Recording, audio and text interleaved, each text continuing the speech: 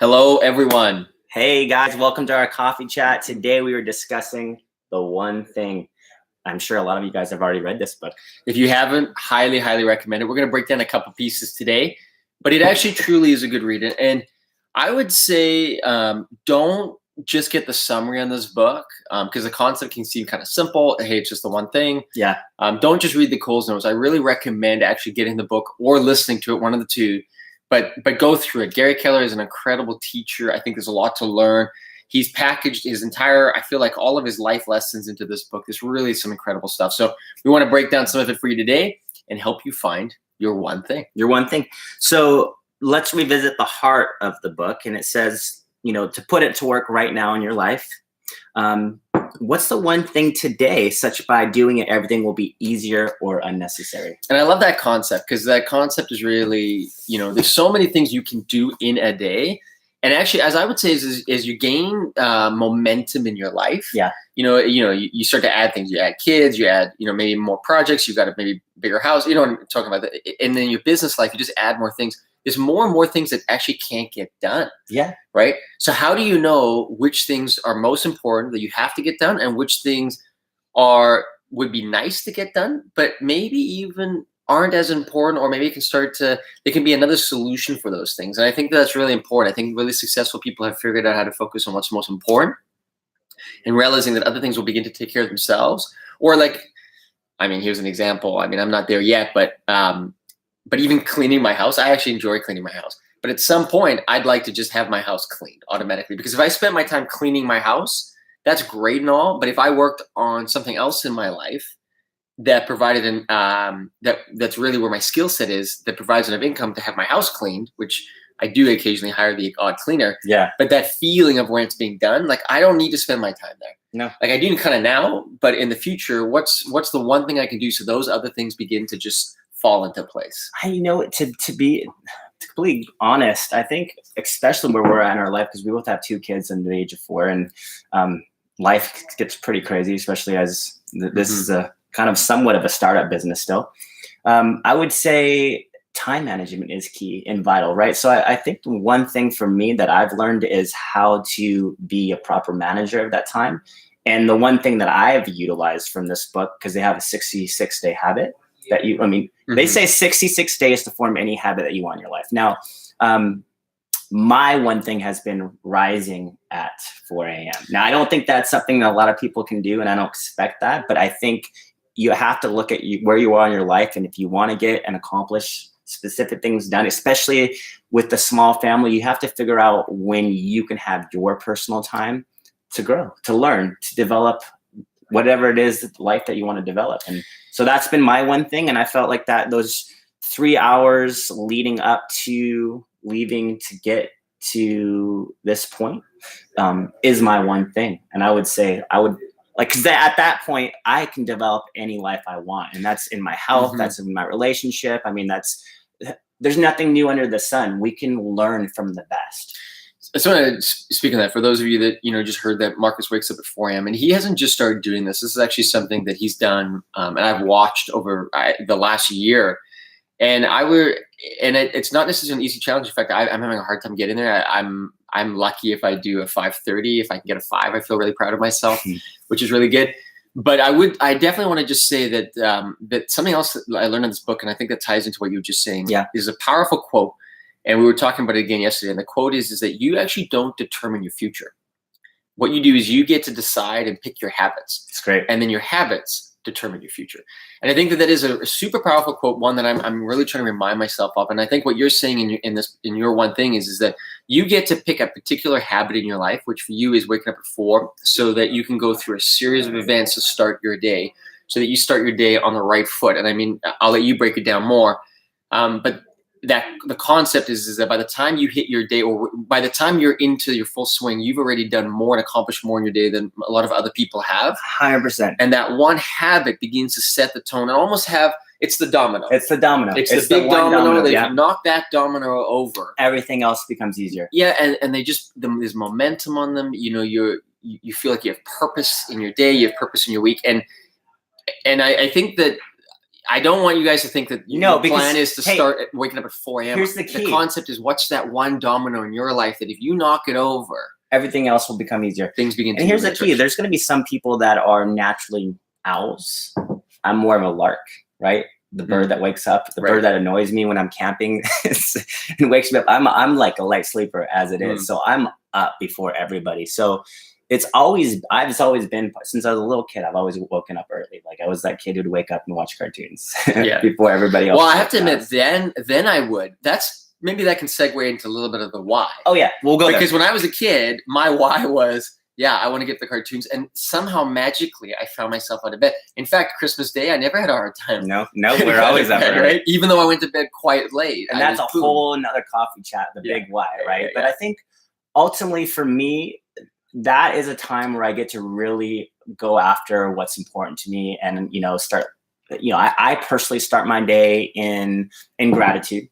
And I'm just feel blessed that moment. I actually will put on like about a half pot of coffee. So coffee definitely helps in the morning.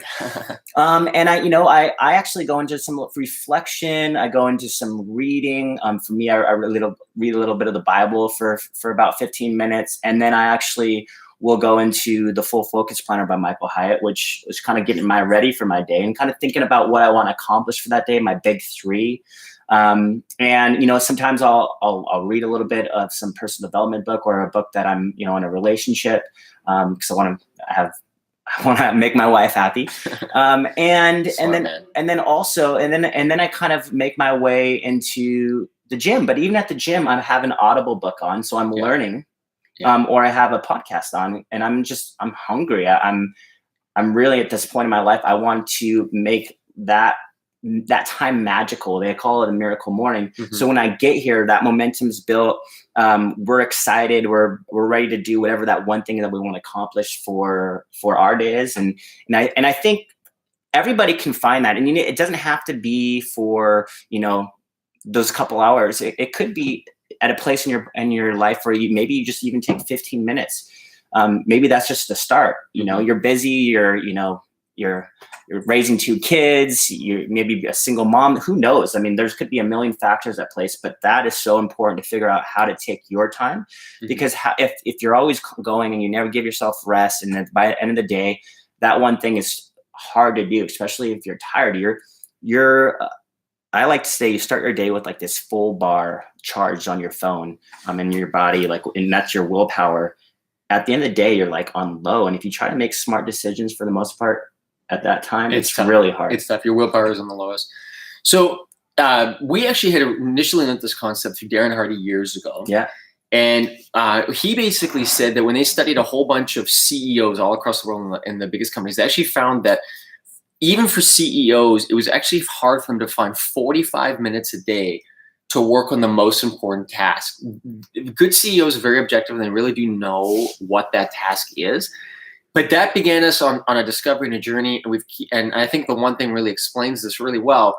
But so the part we want to kind of impart to you is that if you imagine all the things you'd want to do in your day, there's probably just 1 or 2 or at most 3 things that if those happened, those are the most important things. And sometimes because they're the most important, sometimes they're the least urgent. And they have a hard time competing with a lot of the other things that go on in your day. And I mean, if you think about your day, I mean, you've got so many appointments that are already made. You've got a gazillion distractions. You got your phone ringing. Emails to check, right? And so all of those things can take up a lot of time, and they seem important. And really the discovery of the one thing is to slow down. I think that's the power of the morning for you, is you're slowing down. And somewhere in your day, you need to find this, just some time to slow down and think about, if there was truly just one thing I could do today, and that was it, I only could get one thing done, what would it be? And if you can, and you have to, it's a mental process, but I think it becomes easier and easier with time.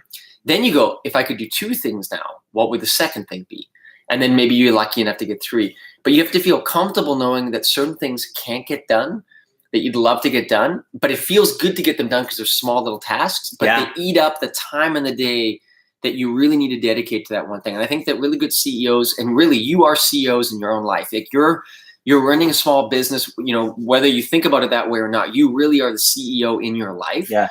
And you need to know and identify that if I could just do one thing today, what would that one thing be? And it might be counterintuitive in the sense that, like, obviously you need to see your clients, and obviously you need a prospect, and obviously you need to do all those things. But maybe for you, the one thing is beginning to get some training in a direction so that you can improve a skill that you know is so critical.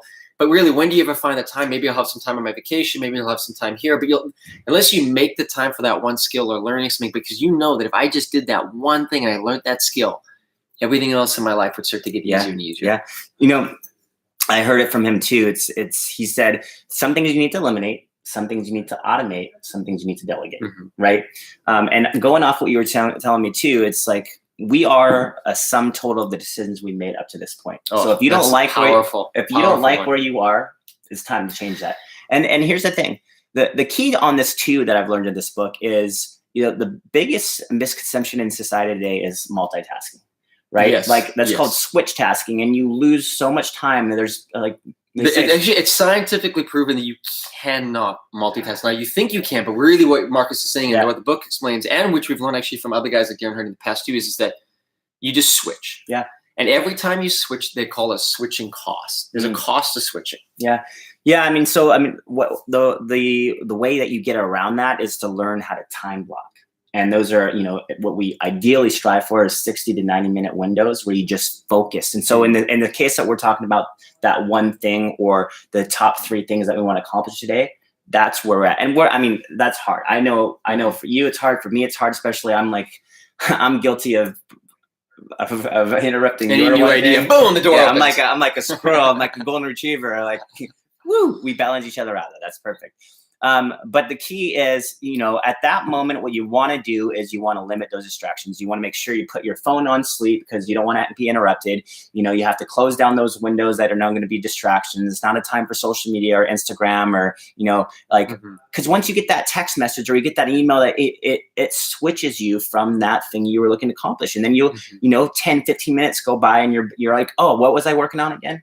So I think it all starts with like the organization of our work environment, making sure there's no distractions, and then figuring out what that one thing is going to be and telling everybody around us, because they also don't know, right? If they don't know, they're not going to be aware that you're working on. For me, it's headphones. I put headphones on because of the office environment we're in, and that's sort of my signal. That's my signal that I'm in the zone. I should pick that up now. But on that note, though, I just imagine your future for a moment. Imagine that you only set aside, this is what's so powerful about it, 60 minutes a day and just think Monday to Friday, or maybe if for you can find some more time on the weekend, just think about a period of time where roughly 5 days in a week, you're working on 1 hour a day that's turned off from all distraction, like Marcus is saying, like you're in the zone, and you were able to work towards your most important goal.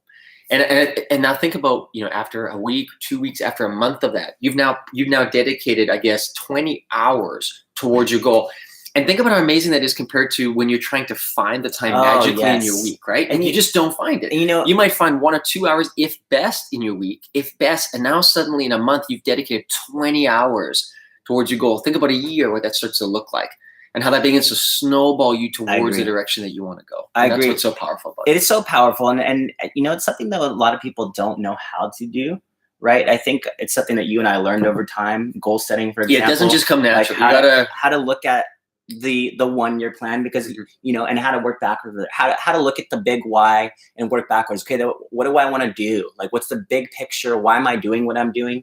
And then look 5 years, 3 years, 1 year. How do I break that down into monthly, weekly, daily? Because it all starts with having that bigger picture, because that's what compels you to start, like for me, to wake up at 4 a.m. because I have this vision, and so do you, of what we want to accomplish and who we want to influence.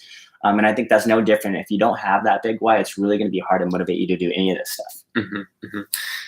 So, that's a whole nother topic probably in itself. We will touch on that. But I just want to thank everybody here for joining us for this coffee chat. I know that we're coming up on our time here for our next meeting. So thanks so much for joining us, and hope you really found that useful. And just keep in your mind, like the phrase that Gary Keller says is, what's the one thing that if I did it, it would make all other things easier or unnecessary. And that is a powerful concept. If you just even if you approach some of your tasks, ask yourself that question on your tasks, and you might find you're like, if I do this, it makes nothing easier and it makes nothing unnecessary. That's clearly not the one thing, and it's a good process because you be in a movie, you're like, this one thing actually I can see has a domino effect, but this one doesn't. Yes. This one has a bigger domino effect, and that's almost how you can just order your day. And remember, this doesn't just apply to your job. This is your personal life. You can ask that question to your relationships, to the way you feel and look, and your health. And there's so many. This is a perfect question to ask. So hey, we want to know and hear from you. What is that one thing? What's the one thing that you're going to take action on today? Comment below. We'd love to hear from you. And if there's anything you'd like us to address, or there's a topic that you want us to talk about in the coffee chat, let us know. Yeah, and if you like these, subscribe. Hit subscribe on our YouTube channel. Follow us on Instagram, Facebook, Twitter. We're there. All right. Have a great rest of your day.